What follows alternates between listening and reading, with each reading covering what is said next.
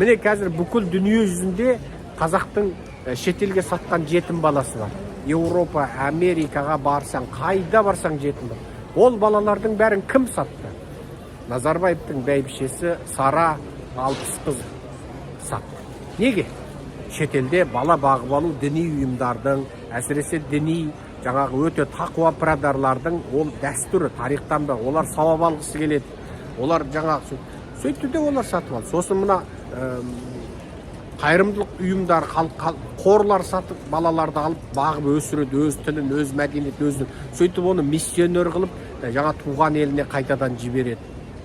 Ал сол кезде бір баланы $2000-дан $5000-ға, ал мықты жаңағы дене сапасы жақсыларын $10,000-ға дейін сатып, ең алғашқы адам сату бизнесіне кіріскен сол Назарбаевтың әулеті отбасы болатын. Естеріңізге сала кетейік. Бөбек қоры дейтін қор сол бала сатумен айналысты. Сара Назарбаеваның өзін-өзі тану дегені қазақтарға сол кришналық жат дінді үгіттеумен айналысты. Өзін-өзі тану тұтасымен кришналық ұғым.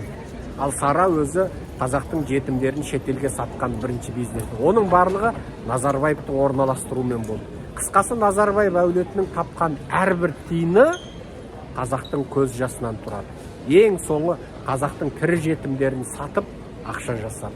Міне, Қытайың да сол, Қазақстан сол. Қазірде де мынау Қазақстанда бір жастар жоғалып кетіп жатыр. Аяқ астынан өліп қалды деп жатыр. Міне докторханаға апарған, кәдімгі соқыр ішекпен болып ауырып барған жастар ештеңеден жоқ, өліп қапты, ойбай дейді. Мәйітін бермейді. Мәйітін берсе де жаңағы мәйітін тексердік, медсараптамадан өткіздік, бәрі дұрыс екен дейді. Жап-жас бой жеткен, жап-жас қыз соқыр ішектен неге өледі? Бауырын, бүйрегін алып, бауыры $320,000, бір бүйрек $260,000, екі бүйрек $520,000. Бір адамның бүкіл денесіндегі ағзасын сатып $1 миллион жасайды. Ал ол ағзалардың бәрі қайда кетеді? Қытайға кетеді. Яғни Қазақстанда да қазір денсаулығы жақсы жастар, әсіресе 35-тен төменгілер, тіпті кейбір дене ағзалары 45-тен төменгілерді де ала береді дейді. Солар қатты абайлаңыздар. Мынау Қазақстанның докторлары да қазір Қытайдың дәрігерлерімен бірлесіп, мына денсаулығы жақсы адамдарды өлді дей салады. Анау моргтегілерде медсправка бере салады. Бол, бәрі сау, бәрі дұрыс дей салады. Бітті. Сөйтіп, мынау адам ағзасын сату бизнесі Қазақстанға да келді.